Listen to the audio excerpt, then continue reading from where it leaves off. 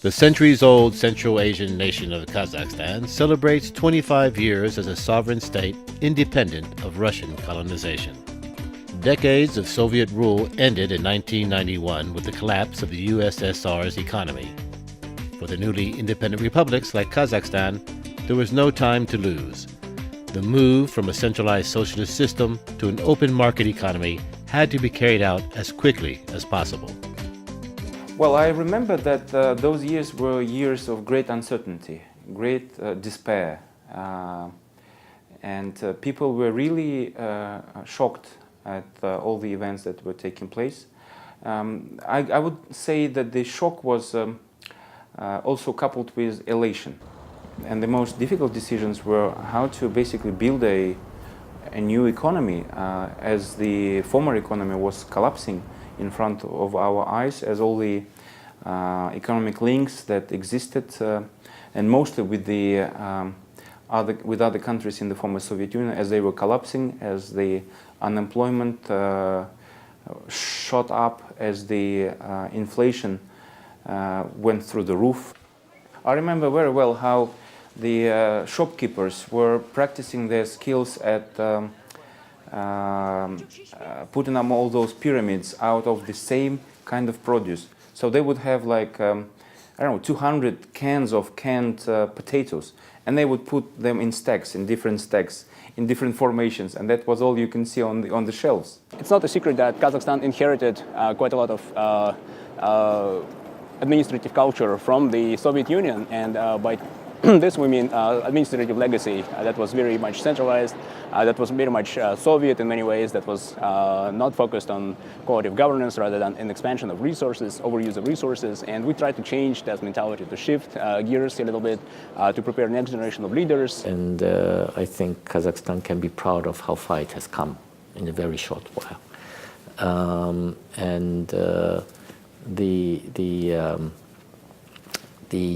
It cannot be overemphasized how big the initial challenges were for this country, because it was long seen by when 25 years ago is probably maybe the most vulnerable of the new states.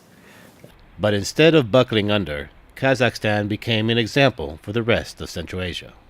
What held the country together was this spirit of belief in the future, this spirit again of elation at the fact that the country was independent after many decades and centuries, and was able to itself determine its domestic and foreign policy. I think this is what combined helped us overcome those difficulties. And I think the very fact that there were a lot, and there continue to be a lot of natural resources have also helped. But it was through prudent policies on how to use those resources, how to build up the economy, and how to build up a market economy is how we survived. But Kazakhstan has loftier goals than just surviving, and so it is open to the observations, opinions, and recommendations from a wide range of international experts as it maps out strategy for the next 25 years. Kazakhstan relied on oil, gas, and other raw materials for so long. Now this is a time to develop non-natural resources economy and earn a living, hopefully a better living, not by being a supplier of raw materials, but adding value up the chain, providing services, and moving into high added value areas. I think the right approach was to pursue open economic policy, attract foreign direct investments, and attract foreign companies, and that played a huge role. Kazakhstan is a country with a transition economy and a landlocked country. So among all landlocked countries with transition economies, we're #1 in terms of attracting FDI. And among all countries with transition economy, we're #2 after Russia. Kazakh government launched an industrialization program 6 years ago, And now we see a lot of foreign direct investments coming to manufacturing sector. Kazakhstan is currently seeking public-private partnerships to build a ring road around Almaty, the country's largest city, which will be part of an international highway running from western China to western Europe. We are trying to bring investors from all over the world to PPP projects, and one of the biggest is ring road around Almaty. That's going to be a massive PPP project. The road to economic success over the next 25 years isn't paved with oil. So the challenges are partly economic, they're partly in foreign policy. In economic area, as you know, 25 years of Kazakhstan's development was fueled by oil. We think that the next 25 years cannot be fueled only by oil, which requires diversification, which is a very difficult issue. Another challenge is to continue policies that have been started to overcome Soviet institutional legacy and particularly the problems of corruption, which are common to all post-Soviet states. We also view the regional environment of Kazakhstan as quite challenging, especially relations with Russia and China. But we view those in the short term to be quite challenging. But in the longer term, it is our projection that domestic factors, both in Russia and in China, will make it more likely for Kazakhstan to be able to achieve equitable relations with big neighbors that accept the sovereignty and statehood of the country. For Kazakhstan to succeed, it needs a strong, diverse economy. Now, there are many, many steps being taken which are very positive and will bring about that goal. However, we do suggest perhaps a stronger emphasis on the agricultural potential of the country. According to the United Nations Food and Agriculture Organization, there are few land areas suitable for agriculture left in the world. Kazakhstan, Russia, and Ukraine are the exceptions, with Kazakhstan having the potential to become a Eurasian breadbasket. У Казахстана нет выхода к морю. Но с другой стороны, сейчас, когда мы видим, что вот рынок таможенного союза, это около 180-190 миллионов человек. Это рынок Китая, с которым все больше и больше у нас налаживаются торговые отношения, налаживается торговая инфраструктура. Это огромный рынок, для которого нам не нужно море. Мы можем по железной дороге, по автомобильным дорогам поставлять всю эту продукцию. То есть рынки рядом. То есть самое главное, нам Всевышний дал землю и дал соседей, которым нужно очень много продовольствия. То есть остается только работать и производить эту продукцию. Despite recent advances made in the agricultural sector, Kazakhstan is pushing ahead with more profound reforms on land tenure and efforts to modernize the industry. Independence from Soviet agrarian control gave Kazakh farmers a new lease on life and hope for the future. Наши люди почувствовали себя реальными хозяевами своей земли, техники, производства, хозяевами своей жизни. Это главное. Independence from atheist Soviet Union also provided a spiritual spark to millions of Kazakh believers, with a sharp increase in the construction of mosques and churches, and even a visit from Pope John Paul II in 2001 to mark the country's 10th independence anniversary. Одним из первых законов независимого Казахстана был закон о свободе религии и совести. Один из первых законов. Это был прекрасный визит, и история католической церкви в Казахстане как бы заново началась, потому что католики здесь давно, в Казахстане, но визит Яна Павла II был таким особенным благословением и даром для католической церкви, а также для всего Казахстана. Но по воле Всевышнего, после того, как мы обрели свою независимость в 1991 году, мудрое правление нашего главы государства дало нам возможность осознать вот эти упущенные наши ценности, оглянуться, да, назад и встать нашей религии на ноги. С тех пор было построено порядка 2,5 мечетей на территории Казахстана.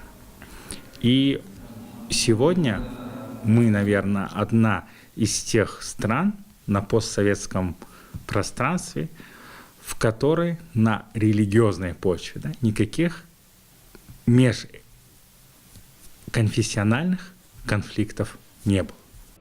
One sector that required an overhaul was education. The Bolshak International Scholarship Program was set up in 1993, 2 years after independence, where leading students were given the chance to study abroad. Граждан Казахстана получить действительно качественное мирового уровня образование в зарубежных университетах. И программа «Bolshak» дала такой им шанс. Esa era la idea del presidente, a que la gente joven salga, vea cómo viven en otros países, que nosotros también un poco aprendamos, digamos, la experiencia de otros países y apliquemos en práctica en nuestro país, y creo que funciona. After completing their studies in not only Western countries but also in Russia, Turkey, China, and South Korea, students returned to fulfill their commitment to work in their homeland for 5 years. Meanwhile, Kazakhstan developed higher education within its borders with world-class institutions such as Nazarbayev University, among others. The university was opened in 2010, 6.5 years ago, with a mission to basically educate and develop the next generation leaders of Kazakhstan, pretty much in all spheres. Our ambition is not just to serve Kazakhstan, but actually more the region, and ultimately become really integrated into some of the world's leading educational academic centers. So. Here the idea is slightly different. Is instead of sending our students abroad, we actually educate them here. We bring very good, talented scholars from all over the world to teach here at Nazarbayev University. And both Bolshak program and Nazarbayev University, they are tools really for bringing best expertise. The newly independent Kazakhstan's principle of a strong secular state with religious tolerance and respect for its multi-ethnic population gave rise to a new Kazakh kinship as well as recognition as being a leader in Central Asia. It also helped Kazakhstan become the first former Soviet republic to win a seat on the United Nations Security Council. The development of Central Asia onto the UN agenda. Well, for the national identity, I think the most important decision that was made was that this is a country for all the people that live here. This is a country that is being built on the land that traditionally belonged to the Kazakhs, and the Kazakhs gave their name to the country, but it is the country for all. And the national identity is built on the principle of citizenship, not ethnic background. Internationally, I think the most important decision that Kazakhstan has made was to renounce nuclear weapons that we inherited from the Soviet Union, and shut down the Semipalatinsk nuclear test site, and continue to be a leader in nuclear disarmament. As I said, we are proud of the fact that we became a responsible global citizen. We contribute to the global good. We built, together with our neighbors in Central Asia, we built a Central Asian nuclear weapon-free zone, which includes 5 countries. We've divested ourselves of nuclear weapons. We shut down the test site, eliminated its infrastructure, and continued to campaign globally for a nuclear weapon-free world. And when Kazakhstan campaigns for a nuclear weapon-free world, our message is heard because of the past history and the continued activism of our president internationally. Ну, совершенно верно, вы отметили, это основа будет нашего непостоянного членства в Совете Безопасности. Казахстан не просто как в собственном качестве, он также пытается позиционировать себя как представителя Центральноазиатского региона. Да, совершенно верно, чтобы больше привлечь внимание и сфокусировать на ряд вопросов, проблемных вопросов, в том числе в развитии нашего региона и нашего окружения. Это, как я уже говорил, возвращаясь к началу нашей беседы, это и соседство наше с Китаем, с Россией, и с Афганистаном, с Ираном. У нас необычное, скажем так, геополитическое окружение. И, естественно, чем больше будет мир знать о процессах в Центральной Азии, чем больше мы будем представлены, открыты глобальному миру, тем, мы полагаем, будут лучше защищены и продвигаться наши интересы на мировой арене. As Kazakhstan moves towards its next 25 years as a sovereign state, it is taking steps to ensure future independence through regional interaction and strategic partnerships that would discourage foreign interference or indifference to the wishes of Astana. The greatest way for Kazakhstan to leverage its position is to do so with its neighbors. There should be as strong institutions within Central Asia, without America, without Russia, without China, without India, without Europe. To have Central Asian institutions. This will give you, 150 million people? Something, a large number. The way for Kazakhstan to increase its leverage is to link arms with its neighbors in Central Asia. En un ámbito regional, creo que es necesario destacar el papel fundamental que Kazajstán juega como pilar para basar en ese pilar la estabilidad económica, social y política de toda la región de Asia Central. During the initial glow of independence and economic urgency, however, Kazakhstan saw greater immediate opportunities in the West. The European Union is Kazakhstan's largest foreign investor. It's Kazakhstan's largest foreign trade partner. It is a source of inspiration in terms of modernizing our economy, in terms of modernizing our laws, in terms of developing our civil society. So Kazakhstan, several years back, we even implemented a program called The Path to Europe. It was a 3-year program which focused on updating and upgrading our legislation. And as a result of that, Kazakhstan became a more westernized country, if you will. Of course, we are a Eurasian country. We are straddling Europe and Asia, but we feel like we have a lot to learn and a lot to earn from working closely with the European Union, and that's our message to our European friends. And really, within those 25 years, your country became not only a very important regional leader, but also on global scene. You have contributed to peace and stability, and these are things which we, as your partner, European Union, we very much appreciate. We want to be part of these connectivity projects in Central Asia. We are also developing communication, and we are working also with China to make sure that their connectivity project, One Belt, One Road, is also connected with our projects of connectivity. And here, your country has a very central position and location. Kazakhstan speaks always about a multi-vectorial foreign policy, and this is important. So one of the main vectors of this multi-vectorial policy is the relationship to Europe and to the European Union. I would say we have a very nice relationship. It was defined as strategic in a bilateral agreement. It was Spain has not this definition with many countries. One of the exceptions to this general rule of not using this word is Kazakhstan is important. And this was the beginning of a good relationship, and I think it works well. Of course, there are lots of things to do in the economy, in trade, in culture. While visiting the European Union nation Spain in 2008, Kazakh President Nursultan Nazarbayev was so impressed by what he saw at the International Expo in Zaragoza that he set out to win the right to host an expo in the capital, Astana. And the bid was a success. Expo 2017 Astana on future energy kicks off in June. So that the membership of in United Nations Security Council is one example how they have succeeded. And also Expo 2017. To get the Expo today is very, very positive performance. Again, Kazakhstan is the world's largest producer and exporter of natural uranium. It's one of the world's largest oil and gas producers and exporters. However, we decided to campaign for an expo that would be focusing on future energy, alternative energy solutions, and we won in that campaign in 2012. We were given the right to host Expo 2017. Now we are in the final stages of preparing for Expo.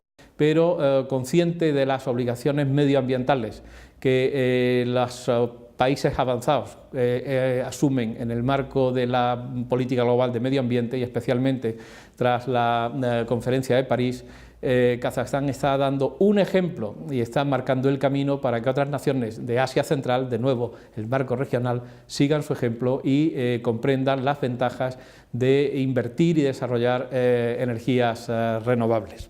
So we want for these industries to develop in the country, but we also want to see what the world has to offer, not only to us, but to itself.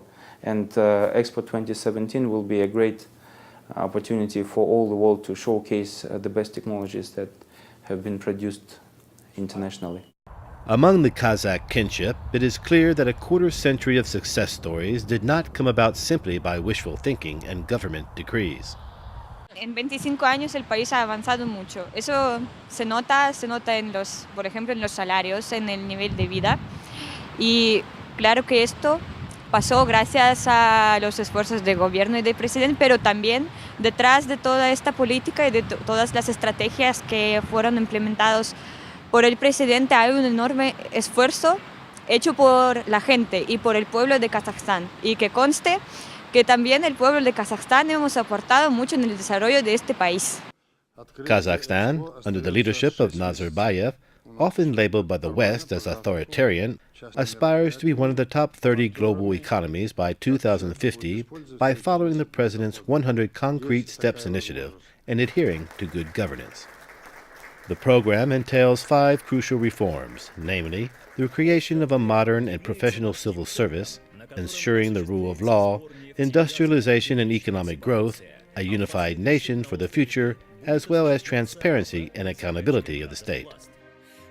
There is the culture of strong leadership in Central Asia, and that's not a secret. Here in Kazakhstan, we also have a strong leadership. But as long as the quality of governance is good, I think that's perhaps at this stage of development of Kazakhstan is what really matters. Of course, eventually there will be more transparency and openness politically, but also we have to keep in mind, it's a new country that was appeared in the aftermath of the Soviet Union collapse. Economy was in a disaster. We had a lot of strong and powerful geopolitical neighbors, including Russia and China and other places. So, of course, that did to some extent require a strong leadership. There's been much discussion in all the post-Soviet states about democratization, which is important, and it's an obvious and necessary goal. But there are preconditions, предпосылки, that need to be put in place. And we propose to focus on those preconditions. One of them is good governance. In this case, our message is mainly for the Western partners of Kazakhstan, which have focused their activities almost exclusively on the dichotomy of democracy versus autocracy, not focusing on promoting the quality of government. And our recommendation to the Western partners of Kazakhstan is to focus on the good government, which means the quality of government, and improving the reform process that has already been launched, instead of focusing on issues that are less practical to the citizens of Kazakhstan, which has been the case very much for some of Kazakhstan's Western partners. People will argue about democratization, but on good governance, there's no argument. It's good for everybody.